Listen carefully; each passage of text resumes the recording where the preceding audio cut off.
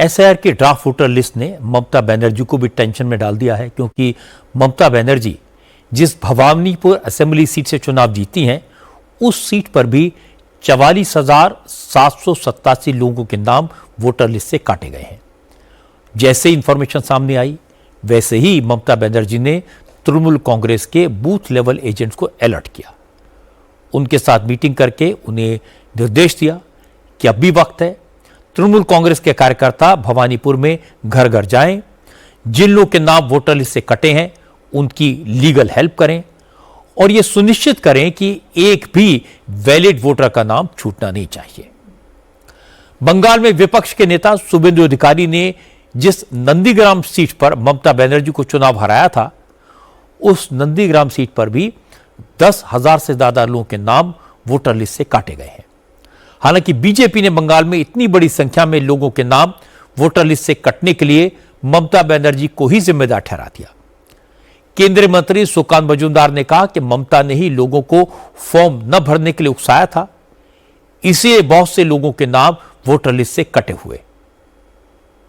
ये दर्शाता है कि लास्ट कुछ सालों में ममता बनर्जी के भी असेंबली कॉन्स्टिट्यूएंसी में जो मृत वोटर है, dead voter, shifted voter, double entry, इस तरीके की नाम काटे नहीं गए, उसमें रहने दिया गया और फेक वोटिंग कराने की वोट से ही जीतते थे। अब डर रही है कि अगर इतने सारे नाम कट जाएंगे, क्योंकि जो है नहीं एक्चुअल में, वास्तव में वो नाम है ही नहीं, मृत है या डेड है, तो उनके नाम से तो फेक वोटिंग नहीं कर पाएंगे ममता बनर्जी और उनके जो चेले चपेटे। जो चिंता की विषय मुझे लगता है कि लगभग 1 करोड़ से भी ज़्यादा लोग संदिग्ध तालिका में हैं इलेक्शन कमीशन से, ऐसा इंफॉर्मेशन प्राप्त हो। इसमें बहुत सारे लोग रहेंगे जो हिंदू रिफ्यूजी है, जो बांग्लादेश से आए हुए हैं। ओपन में ममता बनर्जी ने बोला कि आप फॉर्म फिलअप मत करो। सही समय में सीए में फॉर्म फिलअप नहीं करने के कारण बहुत सारे लोगों को नागरिकता नहीं मिली अभी तक। अगर उनका नाम एसआईआर के दौरान कट जाता है इलेक्शन वोटर रोल से, इलेक्टोरल रोल से, तो इसके लिए ममता बनर्जी को रिस्पॉन्सिबिलिटी लेना पड़ेगा, क्योंकि ममता बनर्जी ने उनको एडवाइस दिया था कि आप सीए का फॉर्म फिलअप मत करिए। अब मैं आपको इसका दूसरा पक्ष सुनवाता हूं।